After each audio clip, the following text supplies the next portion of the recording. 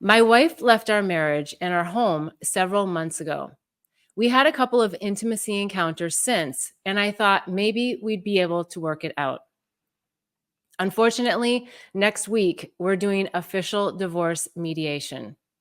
I get what I did wrong and went sideways, but we have a 3-year-old. I have no idea how to handle this, and it breaks my heart so much I don't even know what question to ask. I get that.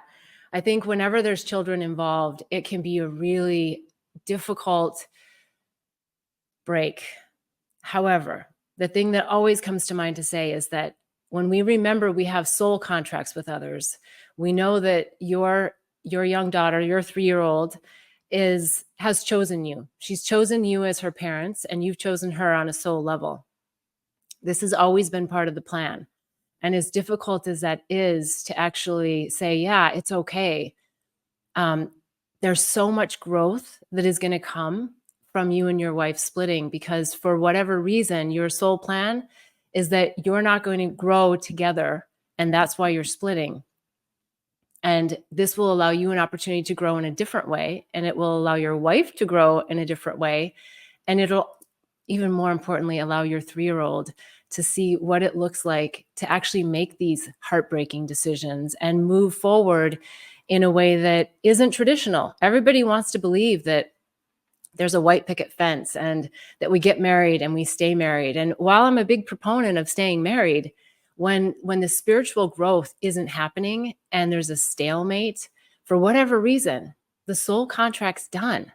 And when you can show your 3-year-old how beautiful that is, that you can move through that heartbreak, my hope would be is that you don't close your heart. My hope would be is that you do search for someone else to help you on your growth, because that's what relationships are for. And your 3-year-old will hopefully have the potential possibility of having another partner of yours, another mother and another father. And I know that that concept can be difficult for people too, but that can be a whole community of people that actually get to help raise your 3-year-old. So I think there's a lot of brightness in this. I know when we're in it, it's so hard, and all we can focus is, oh, I'm by myself, I've got a 3-year-old.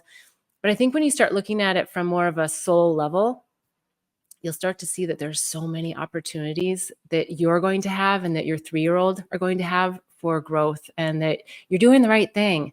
You've done everything. I get the feeling, and I know a little bit about the backstory, that you've done everything to try to make this work. And you've both made a very conscious decision that it's time to move forward in different directions. So stay focused on the positive, on the growth that's coming for you. And also know that there's a soul plan, something much bigger in place. And when we're in it, we don't always feel it and know it, but it's there.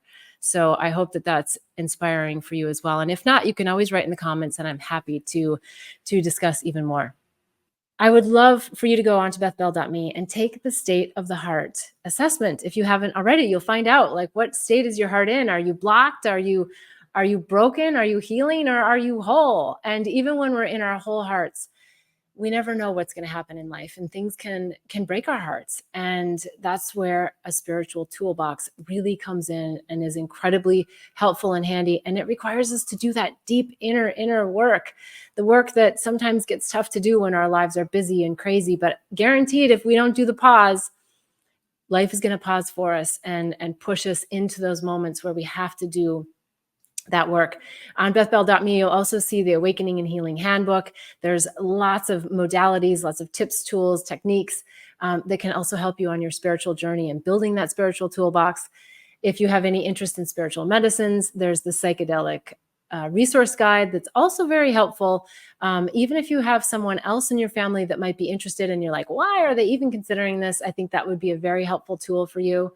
And there's the herpes handbook. And I know everybody's like, but it's also about the viruses of the mind and really moving through some of these heartbreaking situations that happen to us in life.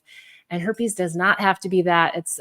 It's definitely something that is perceived to be this tragedy and trauma, and I honor that, but it's something that we can all work through because they are viruses of the mind. So I so appreciate you here. If you're listening live, thank you for being with me. If you're listening on replay and you have a question, please don't hesitate to submit either in the comments or you can go to bethbell.me/question. And I look forward to seeing you again next week at 11 a.m. on Sundays. Until then, wishing you much bliss and love. Namaste.